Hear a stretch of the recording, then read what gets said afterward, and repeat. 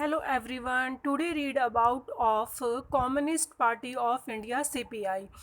That means जो ये अब हम पार्टी पढ़ने वाले हैं नेशनल पार्टी है और इसमें और सीपीएम में क्या डिफरेंस है दोनों पार्टी हम रीड करेंगे। माइनर से डिफरेंस है जिस तरीके से इंडियन कांग्रेस पार्टी से स्प्लिट होके बनी थी नेशनलिस्ट कांग्रेस पार्टी, सेम इसी में ऐसे ही communist party of India CPI से स्प्लिट होके बनी सीपीएम। तो दोनों पार्टी को हम डिस्कस करेंगे और उसमें डिफरेंस समझेंगे। दोनों की क्या आइडियोलॉजी तो सेम ही है क्योंकि इसी से स्प्लिट होके बनी है, तो आइडियोलॉजी तो सेम है, लेकिन फिर भी हम उसका माइनर से डिफरेंस दोनों पार्टीज़ में समझेंगे, दोनों को डिस्कस करेंगे। First read CPI formed in 1925 में ये फॉर्म में आई थी। Believes in Marxism and लेनिज्म।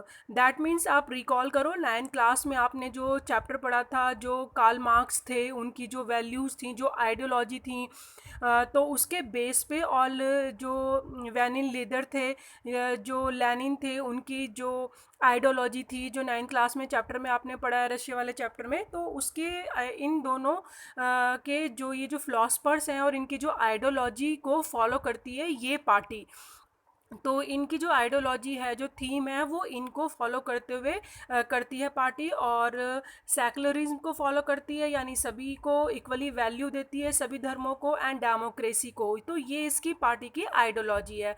And oppose to the forces of secessionism and communalism. इसको आप अंडरस्टैंड करें। सेक्शनिज्म मीन्स होता है कि जब किसी देश से अलग होने की फीलिंग होती है, तो ये उसके अपोज हैं। और कॉम्युनलिज्म मीन्स भी यही होता है कि जब हम अलग होने की बात करते हैं, अपनी कंट्री से डिवाइड होने की बात करते हैं या अलग हो जाते हैं, तो ऐसे जब हम रिलीजन बेस पे, धर्म के बेस पे अगर ऐसी थिंकिंग आती है तो उसके क्या है, ये अपोज्ड है। तो ये पार्टी कॉम्युनलिज्म और सक्सेशनिज्म को क्या करती है, सपोर्ट नहीं करती है। लेकिन आपको कॉम्युनलिज्म और कम्युनिज्म में डिफरेंस समझना पड़ेगा। ये पार्टी कम्युनिस्ट को सपोर्ट करती है, मतलब एक ऐसी फीलिंग जो टुगेदर करती है सोर्सेज को, लोगों के सोशलिज्म को बढ़ावा देती है, उनके सोर्सेज को इकट्ठा करके। जैसे कि आपने 9th लेसन में पढ़ा था, कार्ल मार्क्स के जो व्यू थे कि वो कैपिटलिस्ट के अगेंस्ट थे और सोर्सेज को इकट्ठा करके फिर बाद में उसको डिस्ट्रीब्यूट करना सबकी नीड्स के अकॉर्डिंग। तो ये एक कॉम्युनिज्म का मीनिंग होता है। और कॉम्युनलिज्म का क्या मीनिंग होता है, कॉम्युनलिज्म का मीनिंग होता है कि हम जब रिलीजन बेस पे डिवाइड होने की बात करते हैं। तो ये दो डिफरेंट वर्ड हैं, इसके अंदर आपको अंडरस्टैंड करना है मीनिंग को।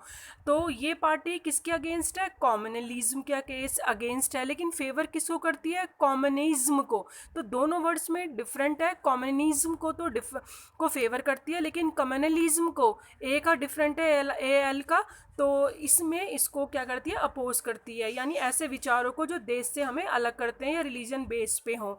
Accept parliamentary democracy as a mean of promoting the interest of the working class, farmers and the poor. ये किसको एक्सेप्ट करती हैं डेमोक्रेसी के बेस पे, ये इन लोग इस सेक्शंस को ज़्यादा, फार्मर्स को या वर्किंग क्लास को या पुअर लोग्स को, पुअर पीपल्स को ज़्यादा मतलब उनकी लिए वर्क करती है ये party. Become weak after the split in the party 1964 the led to the formation of the CPIM। That means 1964 में जब ये पार्टी कमज़ोर पड़ गई, वीक पड़ गई और उसके बाद स्प्लिट हो गई, तो वो किस में बदल गई, CPIM में। तो अब आपको समझ आया होगा CPIM क्या है और इसी से निकली हुई पार्टी। यानी सिर्फ एम का मतलब क्या है, मार्क्सिस्ट, यानी मार्क्स पे ही रिलेटेड है, उसके आइडियोलॉजी पे डिपेंड है। CPI से ही निकल के बना है CPIM, यानी मार्क्सिस्ट वाली जो उसकी आइडियोलॉजी है। Significant presence in the state of Kerala, West Bengal, Punjab, Andhra Pradesh, Tamil Nadu, यहाँ सब इसकी इम्पॉर्टेंट, इन सभी स्टेट्स में इस पार्टी की बहुत महत्वपूर्णता है, इम्पॉर्टेंस है। It's support base had gradually decline over the years. लेकिन कुछ सालों के बाद, कुछ सालों में इसका नीचे डेक्लाइन हुआ, यानी इसका जो सपोर्ट है वो बहुत कम हुआ। And it's less than 1% vote, इसको 1% से भी कम वोट मिले। And 2 seats in the 2019 Lok Sabha election. ये 2019 के अकॉर्डिंग आपको बताया जा रहा है, कुछ बुक्स में 2040 का दे रखा है, कुछ 70 का, तो उसके अकॉर्डिंग आप इसको लेटेस्ट देख सकते हैं, गूगल में भी है। तो 2090 में लोकसभा इलेक्शन में से 2 सीट्स मिली, तो इतना इसको नहीं मिल पाया support. Advocate the coming together of all left party to build a strong left front. जैसे कि आपने पढ़ा है कि हमने जो पढ़ी थी कि अलायंस पार्टी पढ़ी थी, कॉलिजन पार्टी पढ़ी थी, कि किस तरीके से वो अलायंस पार्टी बनाती हैं यूपीआई, और यूपीआई के साथ हमने पढ़ा था कि किस तरीके से लेफ्ट फ्रंट है, तो ये लेफ्ट फ्रंट के लिए काम करती है।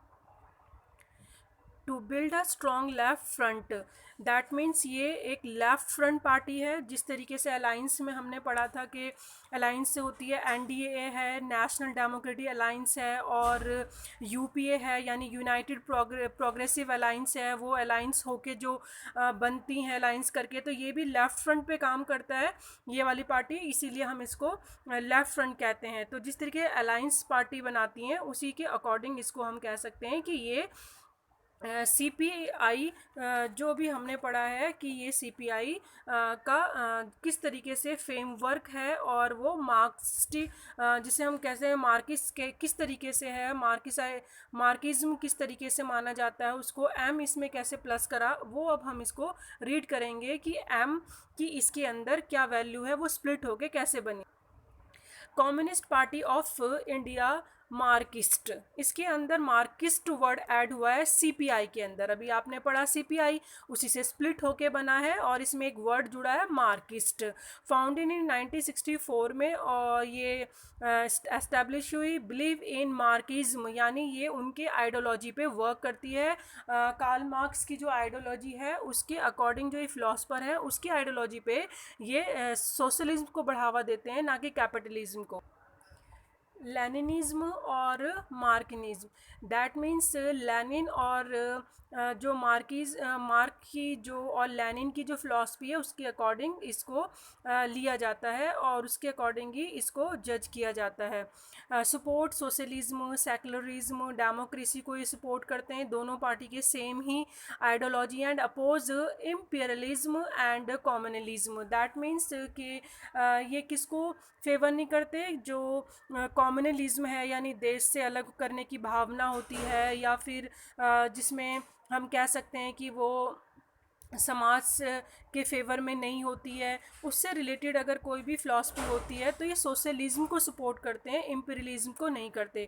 सोशलिज्म यानी जब हम समाज में रहने वाले लोगों को की ज़्यादा सोचते हैं, और जो पूंजीपति होते हैं, कैपिटलिस्ट होते हैं, हम उनको इतना फेवर नहीं करते। इसी के अकॉर्डिंग लिबरलाइजेशंस को भी ये फेवर नहीं करते, क्योंकि लिबरलाइजेशंस एक ऐसी पॉलिसी है जो फ्री फ्लो ट्रेड की देती है परमिशन, लेकिन ये उसके अकॉर्डिंग उसको परमिशन नहीं देते, क्योंकि इससे क्या होता है, वीकर सेक्शन जो हैं उनके साथ सही नहीं हो पाता है। तो इसीलिए ये सोशलिज्म पे काम करते हैं, सेकुलरिज्म और डेमोक्रेसी, और अपोज करते हैं कम्युनलिज्म को। And accept democracy election as a useful and helpful means for securing the object of socio economic justice in India. ये डेमोक्रेसी के इलेक्शंस को एक्सेप्ट करते हैं कि वो यूज़फुल है और हेल्पफुल है, कि किस तरीके से सोशल और इकोनॉमिक जस्टिस इंडिया में बहुत ज़रूरी है। Enjoy strong support in West Bengal में, केरला में, त्रिपुरा में, specially among the poor factory workers, farmers, agriculture labourer और द इंटेलिजेंसिया। इन लोगों का ज़्यादा इनको फेवर मिला है। इंटेलिजेंसिया क्या होता है, जो इंटेलेक्चुअल्स पर्सन होते हैं, जो फेवर करते हैं साइंटिफिक लिटरेचर्स को ज़्यादा पढ़ते हैं, उनसे रिलेटेड इन लोगों को ज़्यादा चीज़ें अच्छी लगती हैं, जो बहुत हाई इंटेलिजेंट साइंटिस्ट होते हैं, जो सर्च करते हैं, फ़िलासफ़ी उनकी बहुत हाई लेवल की होती है, वो इंटेलिजेंसिया होते हैं। तो अब ये जो लोग हैं सब किसको फेवर करते हैं, इस पार्टी को। और वेस्ट बंगाल में मोस्टली आप देखोगे बहुत ज़्यादा इंटेलेक्चुअल पर्सनस होते हैं, जो सर्चिंग लेवल पे ज़्यादा काम करते हैं। Critical of the new economic policies ये नई पॉलिसीज़ को अपोज करते हैं, क्रिटिकल करते हैं। Allow free flow of foreign capital and goods into the country like a liberalisation. Liberalisation का मतलब क्या होता है कि आप free flow foreign capital investment होगा यहाँ पे कंट्री में, और बिना उनको किसी भी बैरियर के, बिना किसी रुकावट के वो यहाँ पे अपना इन्वेस्ट कर सकते हैं, और जिससे कि यहाँ के जो वर्कर हैं उन लोगों को बहुत प्रॉब्लम होगी कंपटीशन फेस करने में। And goods into the country, सामान को, कैपिटल को, फॉरेन इन्वेस्टमेंट को अगर हम फ्री फ्लो कर देते हैं तो जो हमारी कंट्री की इकोनॉमिक में जो लोग हैं वो सर्वाइव कर रहे हैं, उनको वीकर सेक्शन को प्रॉब्लम ना हो। इसीलिए ये कैपिटलिस्ट पूंजीपतियों को अपोज में होती है इनकी पार्टी। और किसको ये बढ़ावा देते हैं? सोशलिज्म, यानी वर्कर्स को, फार्मर्स को और एग्रीकल्चर्स लेबरर्स के लिए ये पार्टी है, इनके लिए वर्क करती है। Was in power in West Bengal without a break for 34 years. 34 साल तक, यानी 34 ईयर इसने लगातार बिना ब्रेक रूल करा। और एक बहुत बड़ी बात है कि भाई लगातार इतने समय तक एक पार्टी का बने रहना। इन 2019 लोकसभा इलेक्शन हुए और 2019 में, और इट वोन about 1.75% of vote and 3 seats इसको मिली। 2019 का ये करंटली इसमें बताया हुआ है, तो आपकी बुक्स में अभी करंटली नहीं है, ये गूगल के अकॉर्डिंग है, तो आप उसको डिस्क्रिप्शन वैसे एग्ज़ाम में नहीं आता, लेकिन आपको पता होना चाहिए। इसीलिए सिर्फ नॉलेज के बेस पे आप इसको समझ लीजिए। इसके सिंबल आपको समझना है कि इनका सिंबल क्या है, और जैसे कि सिकल है वो दराती है, घास, और उसका क्या है, सेम दोनों के सिंबल आपको ध्यान में रखने हैं और अंडरस्टैंड करने हैं इनके मीनिंग को। Thank you.